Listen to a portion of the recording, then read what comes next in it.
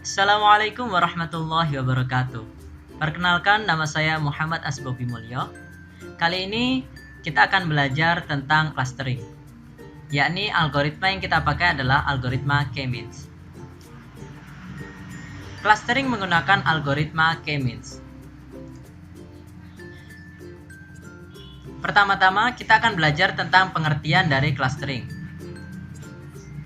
Clustering sendiri, menurut Widodo pada tahun 2013, clustering atau pengelompokan adalah metode yang digunakan untuk membagi rangkaian data menjadi beberapa grup berdasarkan kesamaan-kesamaan yang telah ditentukan sebelumnya.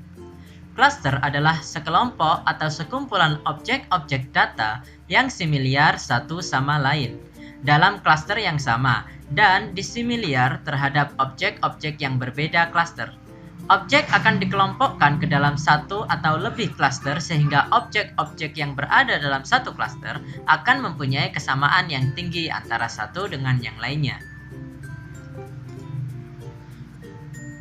Di sini adalah gambar dari penerapan clustering. Titik-titik hitam di atas merupakan data, lalu masing-masing data masuk ke dalam clusternya masing-masing. Kita bisa lihat pada gambar tersebut, terdapat titik-titik hitam yang merupakan data, lalu dikelompokkan berdasar bulatan-bulatan sehingga membentuk suatu klasternya masing-masing. Jadi, yang dimaksud sebagai klaster adalah kumpulan data di mana jika objek data yang terletak di dalam klaster harus memiliki kemiripan, sedangkan yang tidak berada dalam satu klaster tidak memiliki kemiripan. Dalam satu klaster terdapat titik pusat dari klaster tersebut atau disebut sebagai sentroid. Pada gambar di atas, sentroid ditunjukkan oleh tanda plus. Kita bisa lihat pada gambar tersebut bahwa plus merupakan sentroid atau titik pusat dari klaster tersebut. Data yang masuk ke dalam klaster tersebut atau dekat dengan sentroid akan dikelompokkan menjadi satu klaster. Untuk mengelompokkan data, cara mengelompokkan data. Untuk mengelompokkan data, perlu mengetahui ciri-ciri dari masing-masing data. Setelah ciri-ciri data telah diketahui, jarak antara data dengan masing-masing sentroid cluster akan dihitung. Data lalu dimasukkan ke dalam cluster yang memiliki jarak sentroid terdekat. Algoritma K-means. Penjelasan tentang algoritma K-means. Algoritma K-means adalah metode clustering berbasis jarak yang membagi data ke dalam sejumlah cluster. Sedangkan algoritma ini hanya bekerja pada atribut numerik. Lalu, bagaimana jika atributnya itu adalah nominal? Maka, algoritma K-means tidak bisa digunakan. K-means hanya terfokus pada atribut numerik. Algoritma K-means merupakan metode non-hierarki yang pada awalnya mengambil sebagian banyaknya komponen populasi untuk dijadikan pusat klaster awal. Pada tahap ini, pusat klaster dipilih secara acak dari sekumpulan populasi data.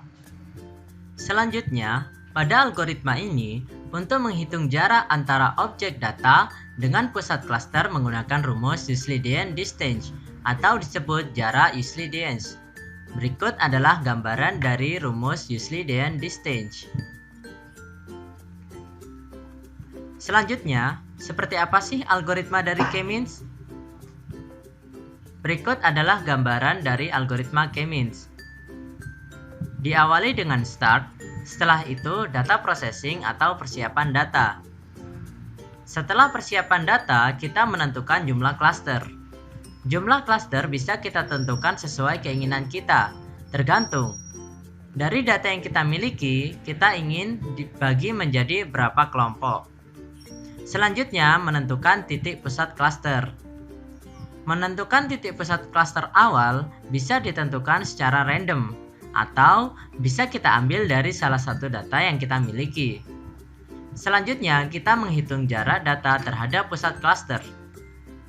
Setelah menentukan titik pusat cluster awal, kita menghitung jarak masing-masing data dengan masing-masing cluster. Setelah kita menghitung jaraknya, kita mengelompokkan data sesuai minimum jarak ke pusat cluster. Jadi, setelah kita mengetahui jarak data dengan masing-masing cluster, maka kita kelompokkan data tersebut ke dalam cluster yang paling dekat. Lalu, apakah pusat klaster berubah? Jika pusat klaster berubah, maka kita menentukan lagi pusat klaster dengan cara menggunakan rata-rata dari masing-masing data dalam masing-masing klaster. Lalu kita ulangi langkah sebelumnya. Kita menentukan titik pusat klaster dengan menentukan rata-rata. Setelah itu kita hitung jarak data terhadap pusat klaster lagi. Lalu kita kelompokkan data sesuai minimum jarak ke pusat klaster lagi. Setelah itu, apakah pusat klaster berubah? Jika pusat klaster sudah tidak berubah, maka disebut sebagai konvergen. Jika sudah konvergen, maka klaster yang terakhir adalah klaster yang sesuai. Maka, perhitungan dari algoritma K-means telah selesai. Selanjutnya, jika masih bingung terhadap algoritma K-means, berikut adalah contoh penerapan dari algoritma K-means. Contoh, di sini kita memiliki contoh data, mulai dari data nomor 1 sampai dengan data nomor 15. Dengan kolom nama mahasiswa, UTS, tugas, dan UAS. Lalu, langkah selanjutnya adalah menentukan jumlah klaster. Dengan data yang kita miliki, maka kita tentukan jumlah klaster.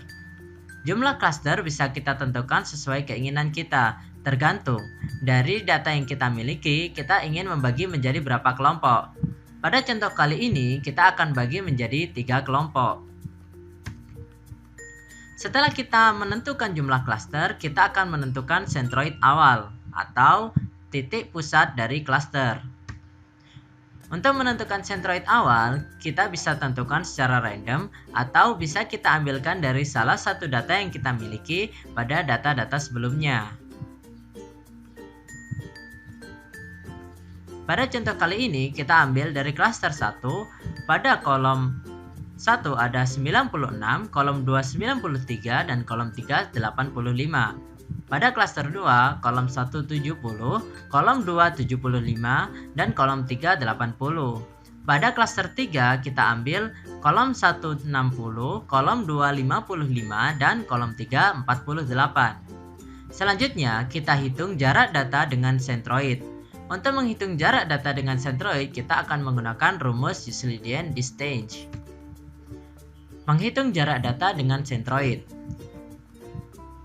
Di sini terdapat D 1,1 sama dengan akar dari 89 min 96 dipangkatkan 2 ditambahkan 90 min 93 pangkat 2 ditambahkan 75 min 85 pangkat 2. Hasilnya adalah 12,56981. Artinya, D di sini adalah distance atau jarak. Sedangkan dalam distance terdapat 2 parameter. Parameter pertama adalah parameter dari nomor urut data. Parameter kedua adalah parameter dari nomor urut klaster. Sehingga D1,1 dibaca jarak dari data ke-1 dengan klaster ke-1, yakni akar dari 89 min 96 dipangkatkan 2. 89 didapatkan dari data yang kita miliki, yakni data pada kolom UTS. Dari data yang nomor 1, kolom UTS terdapat 89.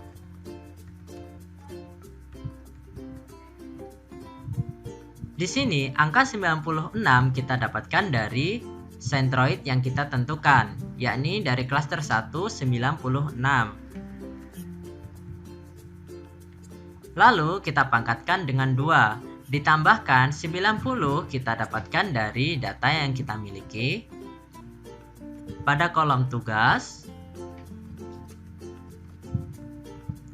lalu 93 kita dapatkan dari sentroid yang kita tentukan, yakni 93. Lalu kita pangkatkan dengan 2, ditambahkan 75 kita dapatkan dari data yang kita miliki pada kolom UAS.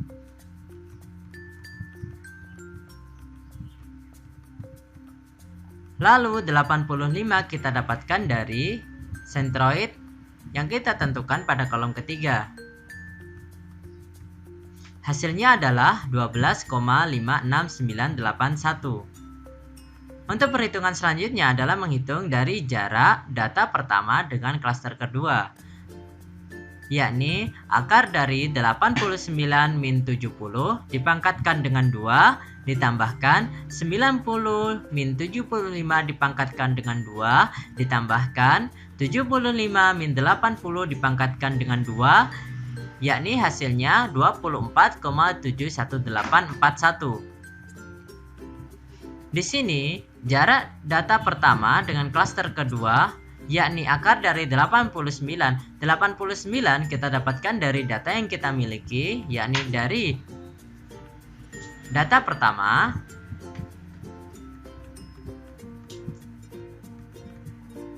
lalu angka 70 kita dapatkan dari sentroid yang kita tentukan dari klaster kedua, lalu kita pangkatkan dengan 2 ditambahkan 90 kita dapatkan dari data yang kita miliki, yakni pada kolom tugas nomor urut data pertama,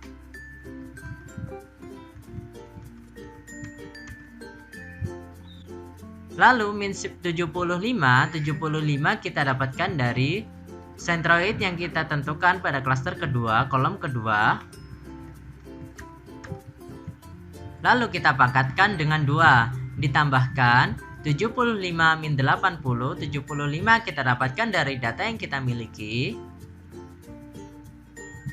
pada kolom UAS nomor urut data pertama, min 80 kita dapatkan dari sentroid yang kita tentukan pada kolom ketiga klaster kedua, lalu kita pangkatkan dengan 2, hasilnya adalah 24,71841. Selanjutnya kita hitung dari jarak data pertama dengan klaster ketiga. Lalu setelah kita dapatkan jarak dari data pertama dengan ketiga klaster, maka kita hitung jarak dari data kedua dengan ketiga klaster. Lakukan perhitungan tersebut sampai data ke-15 dari ketiga klaster. Selanjutnya, kita kelompokkan data menurut klaster. Dari hasil perhitungan, kita mendapatkan jarak dari data dengan masing-masing pusat klaster.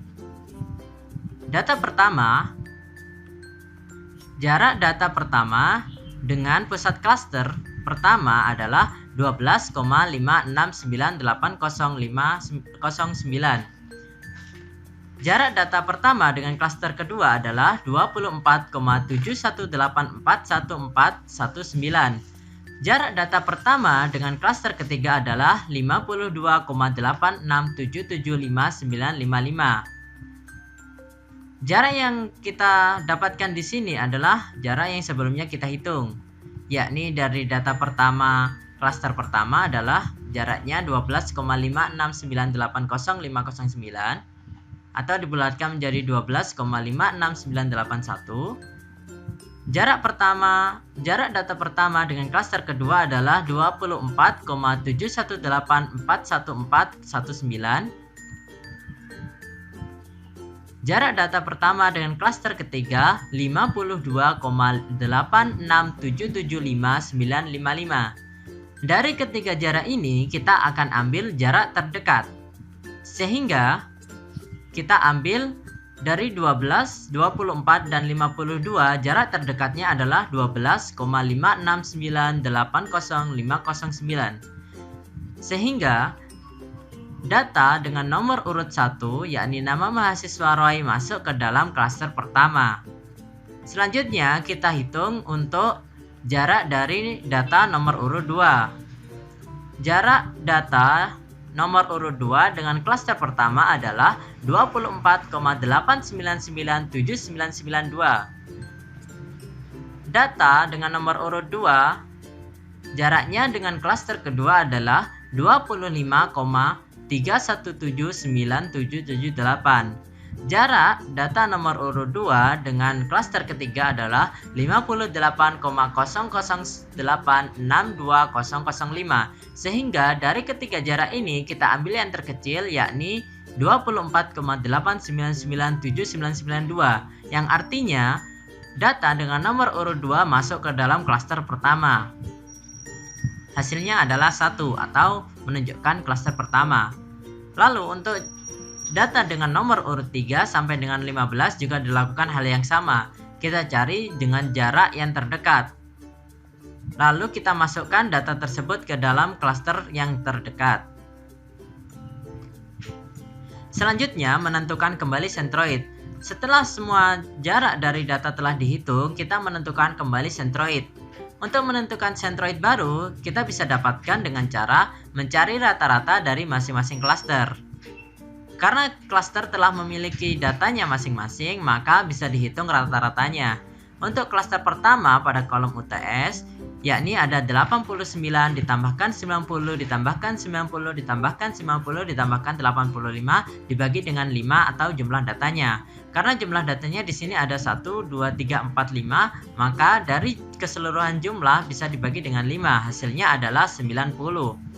Lalu pada klaster pertama pada kolom tugas terdapat data 90 ditambahkan 71 ditambahkan 85 ditambahkan 93 ditambahkan 90.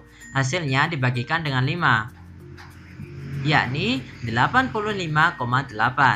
Pada klaster 1 pada kolom UAS ada 75 ditambahkan 95 ditambahkan 81 ditambahkan 85 ditambahkan 88 dibagi dengan jumlah data yakni 5, yang hasilnya adalah 84,8. Lakukan perhitungan tersebut untuk klaster 2 dan 3 sehingga didapatkan nilai sentroid baru, yakni untuk klaster 1 pada kolom pertama ada 90, pada kolom kedua ada 85,5, pada kolom ketiga ada 84,8. Lalu pada klaster kedua terdapat kolom pertama 70, kolom kedua 71,25, kolom ketiga 75. Untuk klaster ketiga terdapat kolom pertama 51,1667, lalu untuk kolom kedua 63,833, untuk kolom ketiga 57,1667. Lakukan kembali langkah 4 hingga titik pusat dari setiap klaster tidak berubah. Untuk melakukan dari langkah 4 berarti kita menghitung jarak data dengan sentroid yang baru. Jarak data dengan sentroid yang baru bisa dihitung menggunakan Euclidean distance.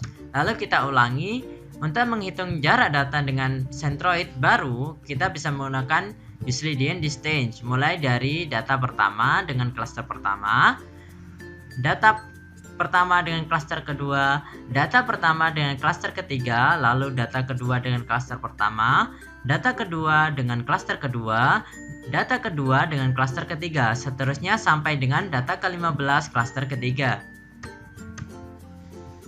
Berikut adalah hasil dari perhitungan kembali dari langkah 4. Kita dapatkan jarak dari nomor urut data pertama dengan klaster ke-1 adalah 10,70887482. Jarak dari data ke-1 dengan klaster kedua ada 26,6938664. Jarak dari data nomor urut pertama dengan klaster ketiga ada 49,336430008. Dari ketiga jarak ini kita ambil yang paling kecil atau jarak terdekat, sehingga data pertama masuk ke dalam klaster pertama, yakni dengan jarak 10,70887482. Untuk data nomor urut 2 juga sedemikian sampai data dengan nomor urut 15.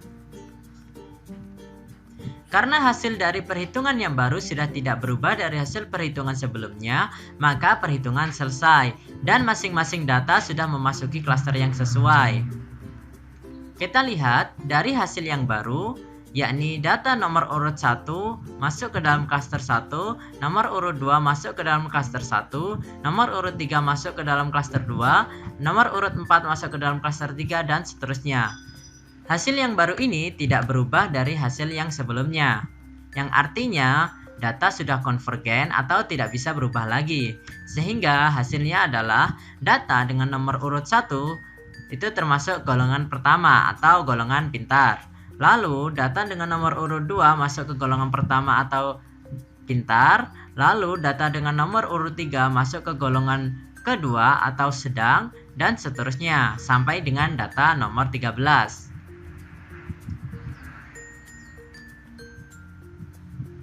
Sekian dari saya untuk penjelasan kali ini.